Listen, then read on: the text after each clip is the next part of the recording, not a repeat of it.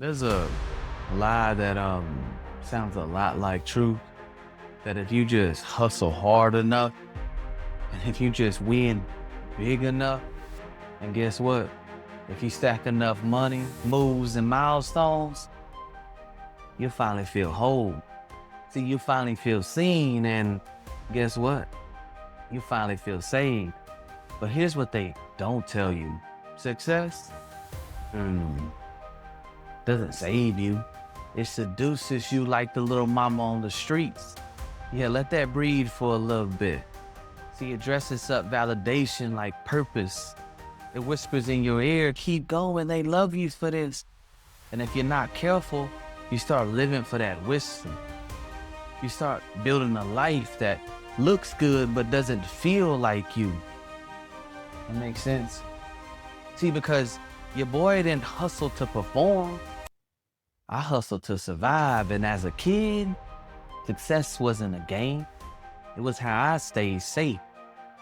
It was how I earned love. It was how I made sure I didn't get left behind, but somewhere along the way, survival turned into performance, and the hustle didn't stop. You know what it did? It got dressed up. Now, I wasn't surviving. You know what I was doing? I was auditioning. Every win was an applause, and every applause was proof. And that proof, that became my addiction. I wasn't addicted to success. I was addicted to being seen. And I know somebody out there knows what I'm talking about. See, you've been performing for so long, you don't even remember who you were before they died. See, I was stacking achievements and starving in the inside. And on paper, guess what? Your boy looked unstoppable.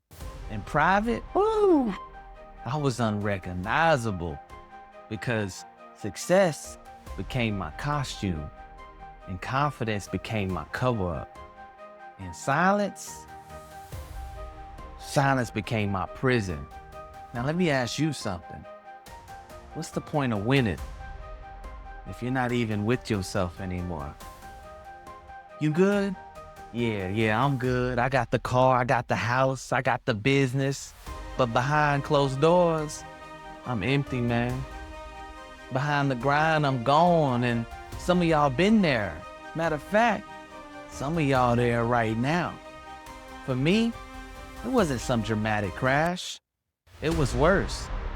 It was waking up to a life I built and realizing I couldn't feel any of it. It was mine, but it didn't move me.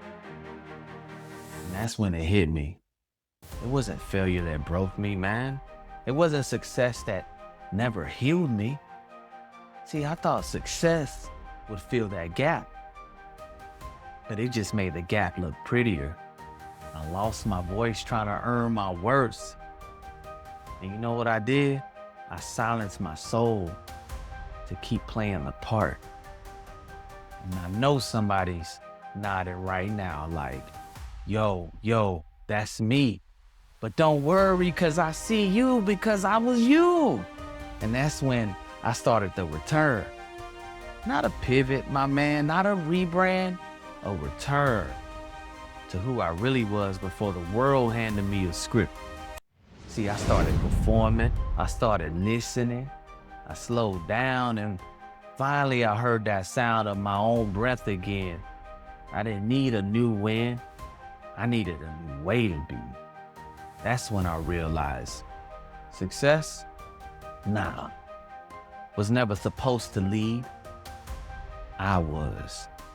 And it's not about quitting the game. It's about not letting the game own you. And I want you to hear me, because this right here is why I built the Untouchable Man. See, not to teach men how to win more, but to teach them how to stop losing themselves while they win. To live unshaken, unmoved, and uncompromised. To lead from the inside out. And build a life that can't be taken.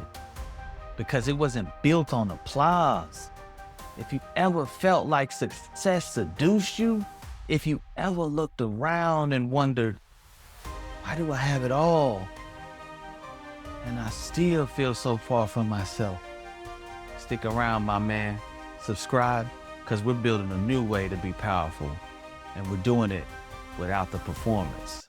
Welcome to the shift.